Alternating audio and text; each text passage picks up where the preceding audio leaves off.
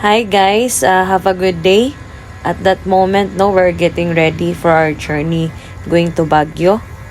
And our day 1 is going to Surigao. And yes, umalis po kami ng gabi. At exactly 11 p.m. po yan. At umuulan pa niyan. Going na po kami sa Surigao. At dyan, nag-stop over muna kami, no? Para uminom ng kape. Para magising-gising naman. So then, fast forward, dumating po tayo sa Surigao ng 7 a.m. At yan po, is papunta na po kaming Lipata Port.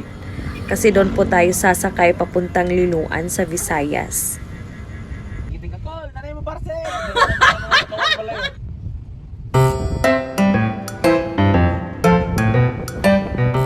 And finally, no, nasa Lipata Port na kami niyan. Excited na sana kami. But sadly, wala palang biyahe yung barko dahil sa bagyo. At yung mga sasakyan na yan, 4 days na pala silang stranded. Kaya parang nawalan talaga kami ng pag-asa na makasakay. At ayun, whole day kami naghintay sa ticketing booth pero wala talaga. Ayun nga, naghanap muna kami ng matutulugan. At ayun, nakahanap naman kami. Iniwan muna namin yung gamit namin at nakadecide kami na maglibot-libot muna sa Surigao. At napadpad kami dito sa boulevard nila sa may night market. Ayan, tamang lakad lang, tamang kain-kain. Kahit nasa-stress na dahil hindi nakasakay sa araw na yan. Dahil meron po kaming hinahabol na araw na dapat makarating kami sa Baguio City. Pero, Gorabels lang, kaya naman. At yan nga, enjoy the moment na muna. Enjoy the night. Bukas na lang namin alalahanin kung paano kami sasakay ng barko dahil marami talagang nakapila na 4 days na stranded at kami kakarating lang, parang wala talagang pag-asa kung iisipin. And hi ni Kuya na nagtitinda ng mga fresh fruit shake at nag-order kami niyan ng mango shake.